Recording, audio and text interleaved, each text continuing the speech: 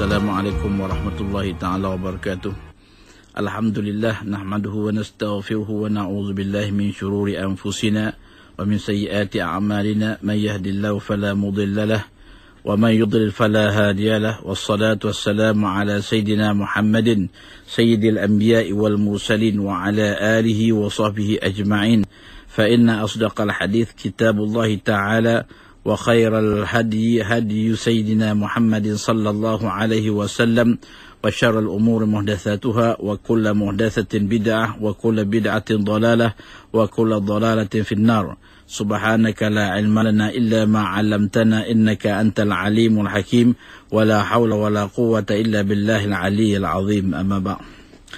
Sidang pendengar IKIM FM yang dimuliakan Allah Subhanahu wa taala dan dikasihi Rasulullah sallallahu alaihi wasallam, kembali kita bertemu dalam ruangan hadis 40 oleh Imam Nawawi rahimahullahu taala pada petang yang mulia ini. Terlebih dahulu saya mengucap terima kasih kepada penerbit rancangan iaitu Tuan Haji Muhammad Syafiq Zulkifli, juga kepada petugas-petugas Dirja IKIM yang sama-sama menjayakan program berorientasikan dakwah demi untuk memberi kefahaman agama kepada umat Islam di Malaysia. Minggu lepas alhamdulillah kita telah mengupas hadis yang ke-10 dan insya-Allah kali ini kita akan membicarakan hadis yang ke-11 yang dikeluarkan oleh Imam Tirmizi dan Nasa'i. Dan bersama kita pada kali ini adik Muhammad Najib insya-Allah akan bacakan kita hadis yang akan kita bicarakan pada hari ini insya-Allah. Bisanad al-muttasil ila al-Imam Nawawi rahimahullahu taala wa anfa'na Allahumma wa iyyakum bi ilmihi wa hadihi wa ulumihi annahu qala an Abi Muhammadin al-Hasan bin Ali bin Abi Talib sibti Rasulillah sallallahu alaihi wasallam wa raihanatihi radhiyallahu anhuma qala hafiztu min Rasulillah sallallahu alaihi wasallam da' ma yaribuka ila ma la yaribuk. Rawahu Tirmizi wan Nasa'i. Dari Abu Muhammad Al-Hasan bin Ali bin Abi Talib, cucu Rasulullah sallallahu alaihi wasallam dan kesayangannya radhiyallahu anhuma katanya, aku telah menghafaz dari Rasulullah sallallahu alaihi wasallam sabdanya, tinggalkanlah barang yang meragukan engkau kepada apa yang tidak meragukan engkau. Diriwayatkan oleh Tirmizi dan Nasa'i. Demikianlah bunyi hadis yang kita bicarakan pada petang ini. Insya-Allah kita akan memperincikan sedikit sebanyak daripada apakah pengajaran-pengajaran dan juga kandungan, pedoman yang terkandung dalam hadis ini. Hadis ini datangnya diriwayatkan oleh Sayyidina Hasan atau penggelarannya Abi Muhammad Al-Hasan daripada Ali ibn Abi Talib, ayahandanya, sibti Rasulullah sallallahu alaihi wasallam wa raihanatihi radhiyallahu taala anhuma qala hafiztu min Rasulillah sallallahu alaihi wasallam da' ma yaribuka ila ma la yaribuka. Jadi hadis ini bermaksud tinggalkanlah apa-apa perkara yang meragukan kamu kepada perkara-perkara yang tak meragukan kamu. Maksudnya tinggalkanlah perkara-perkara yang meragukan kamu, jangan dibuat, dan lakukanlah sesuatu perkara yang kamu yakin dengannya.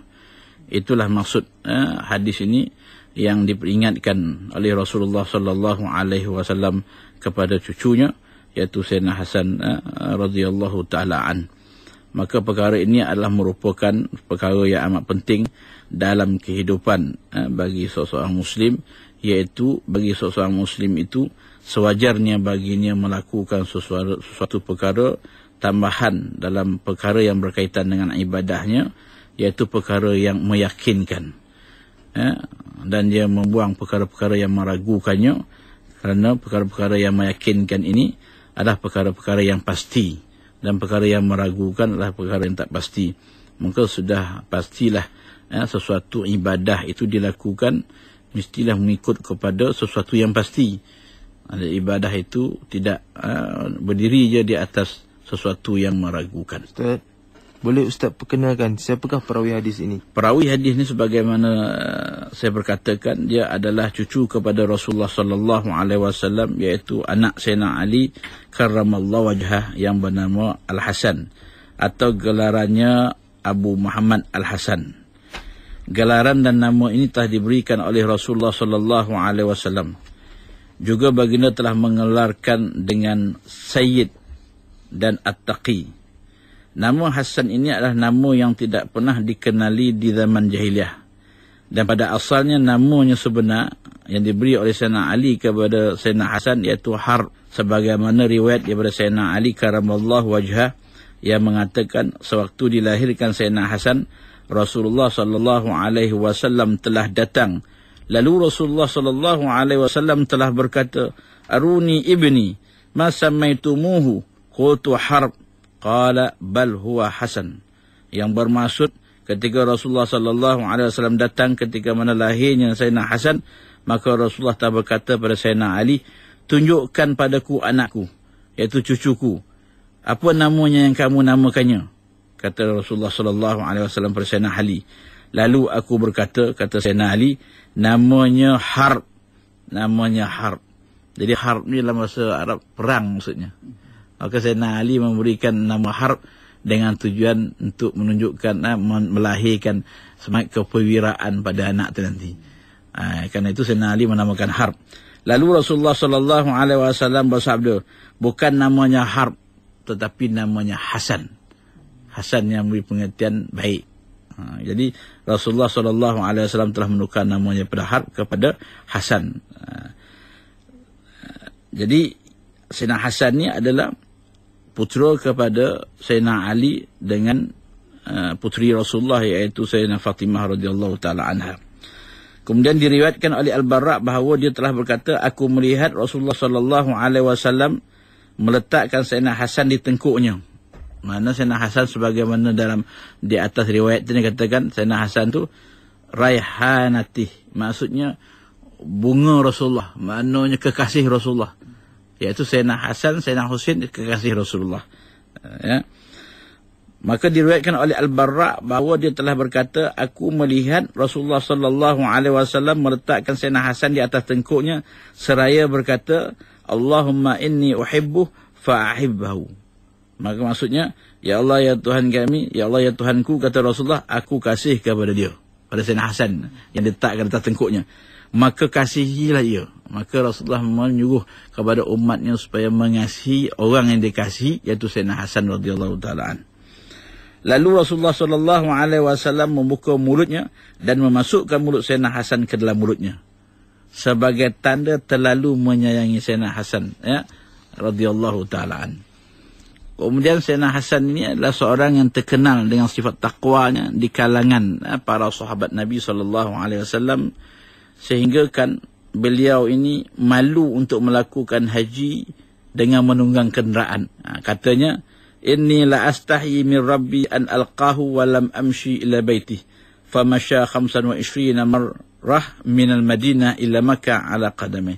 Maksudnya aku malu nak berjumpa dengan Tuhan aku dalam keadaan aku menunggang, tetapi aku berjalan selama 25 tahun daripada Madinah ke Mekah dalam keadaan berjalan kaki tanpa menunggang, sebab dia ada sifat malu dengan Allah Subhanahu wa taala. Ini ketakwaan dan ketinggian Sayyidina Hasan radhiyallahu taala an.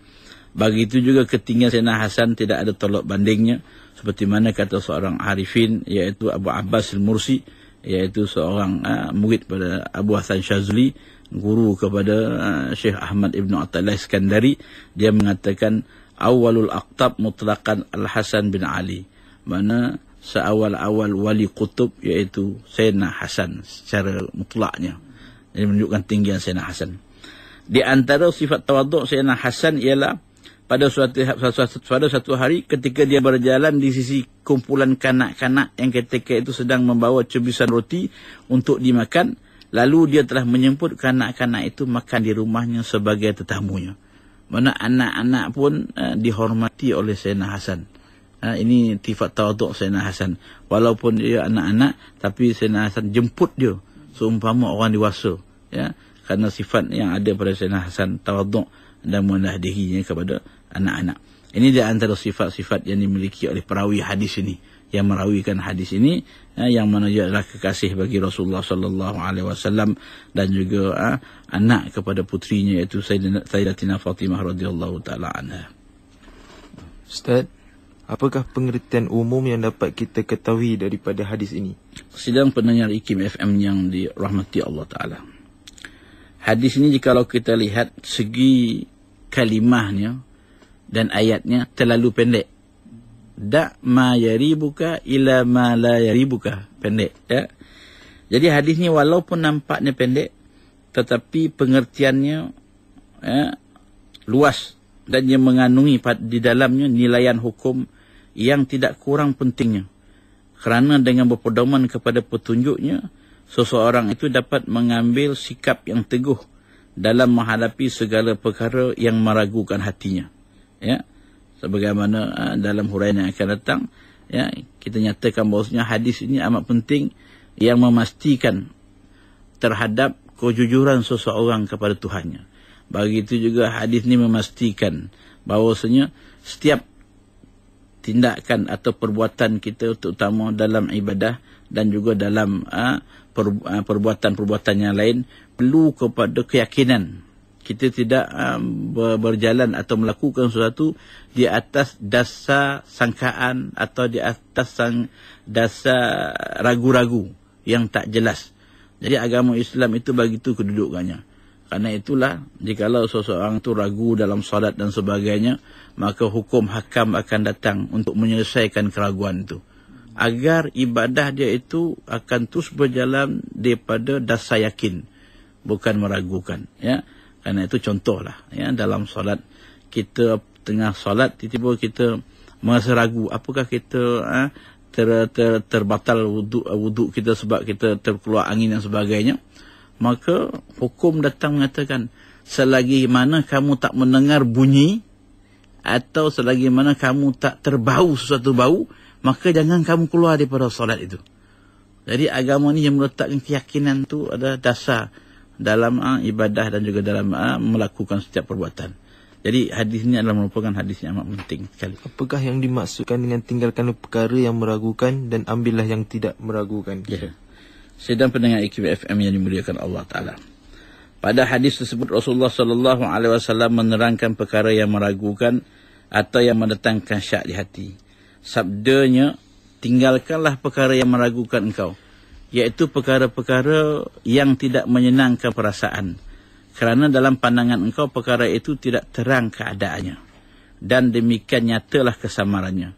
Kemudian ambillah perkara yang tidak meragukan engkau, iaitu keadaan yang nyata hukumnya. Maksudnya, perkara yang meragukan ini iaitu hati kita merasa tak tenang.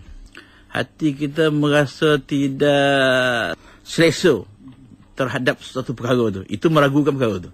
Tapi kalau hati kita puas, hati kita rasa macam seperti pasti, hati kita tak ada rasa gelisah atau hati kita tak ada rasa serba salah, maka itu ada suatu benda yang meragukan. Jadi meragukan tak meragukan ini adalah perasaan yang datang daripada kerja hati kita. Hati kita punya kerja iaitu hati kita kat sangsi. Sangsi meragukan tu. Mana hati kita yang merasa beritu. Itu maksudnya. Itulah perkara yang Rasulullah SAW suruh kita tinggalkan. Jadi kesimpulannya daripada hadis Nabi tadi, maksudnya tinggalkan perkara atau perbuatan atau apa saja yang tidak menyenangkan hati kita atau fikiran kita. Sebaliknya kita kerjakan sesuatu yang boleh mententeramkan hati kita. Bila kita lakukan perkara itu, kita rasa tenteram, rasa tenang, rasa lapang. Itu makna perkara itu perkara yang bagus tu, yang pasti. Kerana ini lebih sejahtera dan lebih terpelihara jikalau kita lakukan sesuatu yang boleh menenangkan hati kita apabila kita kerjakan. Sementara itu ada juga riwayat yang menerangkan erti perkara meragukan ini. Ya. Menurut riwayat Abu Hurairah radhiyallahu taala an pernah bersabda kepada seorang lelaki akan hadis tersebut dengan maknanya, tinggalkanlah perkara yang meragukan engkau kepada perkara yang tidak meragukan engkau. Dikala itu lelaki itu pun terus bertanya Rasulullah sallallahu alaihi wasallam, bagaimanakah caranya aku dapat mengetahui hal itu ya Rasulullah? Maka Rasulullah sallallahu alaihi wasallam pun bersabda, "Idza aradta amran fadha' yadaka ala sadrika fa innal qalba yattarib lil haram wa yaskunu lil halal." Maksudnya, apabila engkau berkehendak untuk melakukan suatu perkara, maka letakkanlah tangan engkau di atas dada engkau. Kerana Sesungguhnya hati itu gelisah pada yang haram dan tenang kepada yang halal. Maksudnya jikalau sesuatu itu bersifat syubhat, bersifat meragukan kita, maka kita akan rasa dalam hati kita tak tenang. Itu Rasulullah punya cara yang menjawab persoalan lelaki tadi. Bagaimana untuk kita tahu bahawa benda itu benda yang pasti, benda yang tak sama, benda yang tak meragukan, benda yang tak syubhat. Maka Rasulullah kata, kamu letakkan tangan kamu di atas dada kamu. Apabila kamu nak melakukan sesuatu atau nak makan sesuatu, maka kamu akan rasa tak sedap hati. Hati kita akan rasa gelisah dan sebagainya. Itu dah menandakan perkara itu adalah perkara yang sama-sama, perkara yang meragukan, atau perkara itu perkara haram, atau perkara itu yang tak sesuai, yang tak baik. Itu maksud Nabi SAW, ya. Karena hati itu gelisah pada yang haram dan tenang kepada yang halal. Itu sifat hati. Ya. Apabila kita melakukan kebajikan atau kebaikan atau ibadah atau ketakwaan, hati kita pasti akan tenang. Tapi apabila kita melakukan sesuatu yang sebaliknya, yang bercanggah daripada demikian, iaitu kita melakukan dosa misalnya kata, maka hati kita mesti ada rasa sesuatu yang hati kita tak reda untuk kita lakukan. Tapi oleh kerana kita terpedaya dengan nafsu, kita lakukan saja. Dalilnya, apabila kita lakukan dosa itu, apabila dah selesai kita lakukan, kita akan datang rasa penyesalan. Itu menunjukkan bahawasanya itu tak baik. Itu kenapa? Kerana dalam hati orang mukmin tu ada cahaya keimanan. Cuma cahaya keimanan itu ditutupi oleh dosa yang kita lakukan. Jadi apabila kita lakukan dosa, akan datang satu sifat menyesal. Itu cahaya keimanan tu. Muncul cahaya keimanan tu.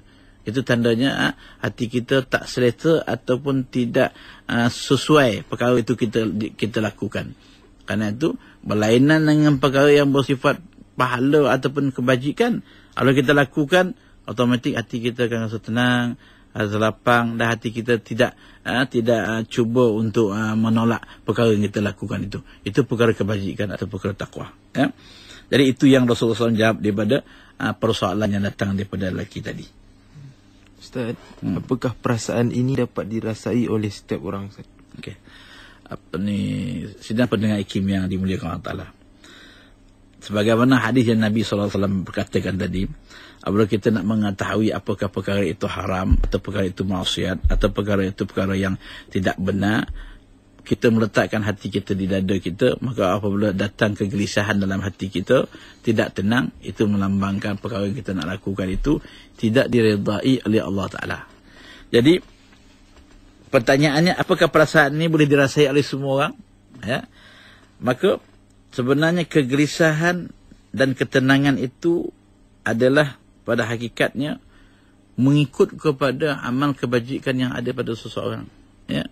Jikalau seseorang itu bergulumang dengan noda dan dosa, yang mana noda dan dosa ini sebagaimana hadis Nabi SAW mengatakan, apabila seseorang itu melakukan satu dosa, maka Allah Ta'ala akan meletakkan nuqtatan sauda, iaitu titik-titik hitam di hatinya.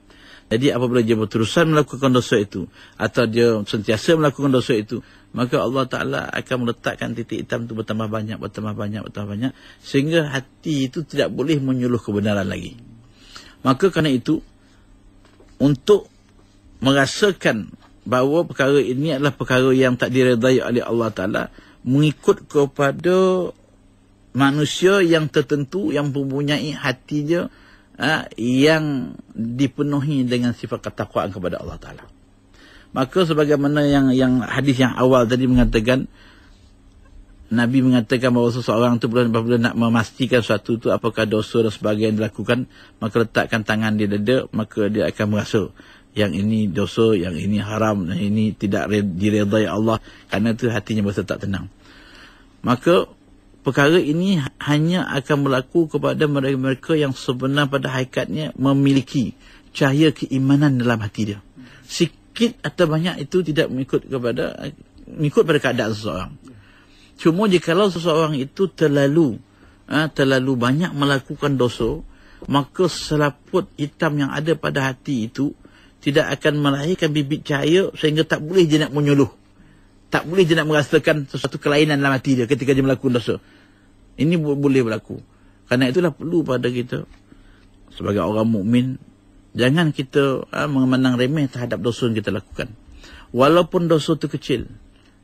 Jangan sekali-kali kita memandang remeh dan jangan kita kekal terus untuk melakukan dosa.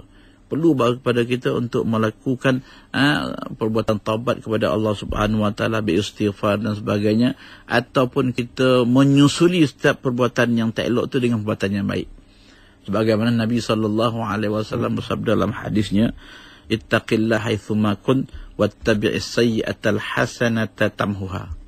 Bertakwalah kamu kepada Allah Ta'ala di mana saja kamu berada. Dan susulilah setiap kejahatan yang kamu lakukan itu dan kebaikan. Moga-moga kebaikan itu akan menghapuskan kejahatan kamu. Bermaksud orang yang berdosa tidak boleh selama-lamanya dia kekal dalam dosanya. Atau dia menang remeh terhadap dosanya, yang akhirnya hatinya nanti tidak boleh digunakan untuk menyuluh sebarang maksiat yang nak dilakukan. Mana hati itu bila lakukan maksiat, tak ada rasa apa. Tak ada rasa gelisah, tak ada rasa takut dan sebagainya. Sebab apa? Hati itu tadi diselaputi oleh noda dan dosa sehingga tak nampak suluhan lagi. Kerana itulah Rasulullah SAW menyarankan kepada kita, ikutilah atau susulilah kejahatan kamu dan kebaikan. Makna Rasulullah kata, walaupun kita jahat, tapi jangan kita tinggalkan kebaikan. Tujuan apa? Dengan kebaikan itu sekurang-kurangnya adalah cahaya keimanan yang ada dalam hati kita yang boleh menyebabkan kita boleh peka terhadap ini dosa ke, ini tak dosa. Mana hati kita boleh rasa, oh ini tak selesa lah, ini tak baik ni, ini Tuhan tak reda. Ada sekurang-kurangnya perasaan begitu. Kerana itu perlu diingat bahawasanya pada tiap-tiap seseorang itu ada perbezaannya. Jadi kalau seseorang itu lebih amal solehnya, maka kepekaan dia terhadap suatu dosa itu lebih. Dia boleh tahu ini dosa. Sebab hati kita tak tenang lah buat ni. Yang ni okey, ini tak dosa. Ini diredai oleh Allah Ta'ala. Jadi kerana itu perlu pada kita, jangan kita mana remeh terhadap dosa yang kita lakukan. Walaupun dosa kecil. Yang perlu kita pastikan dengan siapa kita berdosa. Yang kita fikirkan ini dosa kecil. Tapi kita tahu pada siapa kita berdosa. Pada Allah Ta'ala, Tuhan kita. Kerana itulah kita jangan pandang remeh terhadap dosa yang kita lakukan. Begitu juga terhadap kebaikan kita. Jangan, walaupun kebaikan kita kecil sangat, tapi jangan kita pandang remeh. Sebab apa? Kemungkinan yang kecil itu kita ikhlas, maka Allah Ta'ala akan jadikan dia sebagai penilaian yang tinggi untuk meletakkan dalam hasanat amalan kita. Begitulah jawapannya terhadap persoalan tadi. Ustaz, apakah pengajaran yang boleh kita dapati daripada hadis ini? Sidang pendengar IKIM FM dimuliakan Allah Ta'ala. Di antara pengajaran yang boleh kita dapati daripada hadis ini, yang pertama sekali, hadis ini mengesa atau mengalakkan kita supaya sentiasa mengamalkan sifat wara'. Sifat wara' ni maksudnya kita berusaha sedaya upaya untuk melakukan perkara-perkara yang tak meragukan kita. Perkara-perkara yang jelas halalnya. Itu maksud wara'. Ataupun kita cuba untuk menjauhkan diri kita untuk mengambil sesuatu yang halal secara berlebihan yang tak diperlukan oleh diri kita. Itu wara' juga namanya. Ya. Jadi sifat wara' ini sepatutnya harus dimiliki oleh setiap orang. Memanglah para ulama mempunyai sifat wara' yang tinggi. Maka bukan bermaksud kita sebagai manusia ataupun masyarakat awam seperti kita ni tidak mampu untuk bersifat dengan wara' itu. Karena itu Hasan bin Sabit mengatakan, ma syai' ahwan minal wara' idza rabaka syai' fada'u. Tidaklah wara' ini sesuatu yang susah, dia kata. Mudah saja. Iaitu apa? Dia kata, kalau sesuatu itu meragukan kamu tinggalkan. Itu wara' lah. Bukan sesuatu yang susah. Jadi kita jangan mendedahkan diri kita kepada benda yang kesamaran, benda yang tak pasti. Seperti mana di zaman moden sekarang ni, banyak suatu benda yang tak pasti. Contoh dalam transaksi bank dan sebagainya, kita banyak meragukan. Wah, ada alternatifnya, ada pula perniagaan-perniagaan yang jelas tak ada apa-apa, tidak meragukan. Kita ambil yang tak meragukan tu. Begitu juga makanan kita terdedah kepada ada makanan orang kata yang ni mungkin tak halal lah sebagai. Mana-mana ada perselisihan terhadap hukum suatu makanan tu, tinggalkan, ambil yang pasti. Itu sesuatu yang mudah, bukan sesuatu yang susah. Maka atas kita sebenarnya untuk memilih mana yang meragukan, mana yang tak meragukan. Cuma kadang-kadang kita ni tak ada sifat wara', maka benda yang dipersisihkan oleh seseorang itu sama ada haram halal, kita masuk campur juga. Sebab kita ada warak. Kalau kita ada warak, kita tinggalkan yang dipersisihkan oleh seseorang tentang hukum halal haram. Tinggalkan, ambil yang terang-terang halal, tak ada masalah apa. Itu satu benda yang mudah. Kerana tu hadis ni dia menyuruh kepada kita supaya berusaha untuk memiliki sifat warak, ya. Kerana itulah yang sebenarnya boleh menenangkan perasaan kita, ya. Sifat warak sebagaimana yang berlaku di kalangan para salafus salih radhiyallahu taala anhum rahimahullahu taala radhiyallahu seperti mana Sayyidina Abu Hanifah rahimahullahu taala yang mempunyai sifat warak yang tinggi, seperti mana dia Abu Hanifah ini seorang yang menjaga kain, ya. Maka satu hari dia menyuruh kepada pembantu dia untuk menjual kain-kainnya, yang kebetulan satu kayu daripada kain tu terdapat beberapa kecacatan pada kain tu. Maka Imam Abu Hanifah rahimahullahu taala pun memberitahu kepada pembantunya, ini kain ni ada tak elok sikit. Jadi ini kali kalau ada orang beli, bagi tahu kecacatan kain tu sikit lah, tapi bagi tahu. Maka kebetulan ketika itu Abu Hanifah tak ada di kedai itu, maka kain tadi dibeli oleh orang. Kemudian pembantu tu lupa pula untuk menerang kepada orang tu kain tu ada cacat. Maka seolah-olah berlaku di situ proses jual beli yang tidak jujur di situ. Maka berlakulah isunya, masuknya dalam kemasukan pendapatan itu perkara yang syubhat, kerana tak jujur kan. Jadi berlakunya kemasukan yang haram, maka bercampur dia ada antara halal dan haram. Maka Abu Hanifah dengan tindakannya telah mengharamkan dia mengambil keuntungan pada tahun tu, kerana bercampur sikit tadi. Tak diberitahu pada oleh pembantu dia, orang yang beli tu ada cacat sikit kain tu. Maka satu kejujuran tak ada. Maka Abu Hanifah pun bertindak untuk tidak mengambil keuntungan pada tahun itu, dan disedekahkan keuntungan kedai itu pada tahun itu. Ini warak, ya.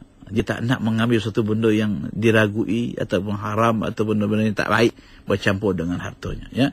Itulah di antara sifat warak yang dimiliki oleh para salafus salih kita. Begitu juga Qadhi Al-Iyad, ketika mana orang membagi dia minum air dengan minum susu, air Zam-Zam menggunakan bekas. Maka dia tanya, bekas ni bekas apa? Bekas ni daripada pemerintah. Maka dia tidak ingin menggunakan bekas tadi. Maksud pemerintah tu apa? Maksudnya pemerintah itu kerana dia memikirkan bahawasanya kemasukan yang ada dalam kerajaan ketika itu kemungkinan ada yang halal haram campur sebagainya. Jadi meragukan dia. Ini sifat warak. Mana sifat warak?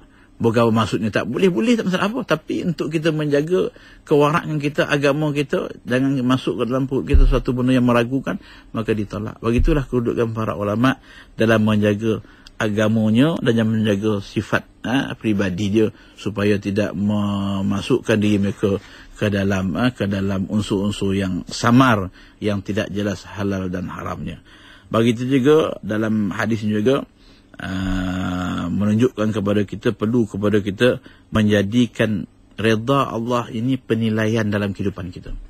Apa saja yang tindakan kita nak lakukan dalam kehidupan ini, kita mesti berkata dan bertanya dalam diri kita, aku nak lakukan perniagaan ini, maka perjalanan perniagaan yang aku lakukan ini semuanya diredai Tuhan atau tidak, dalam semua aspeknya.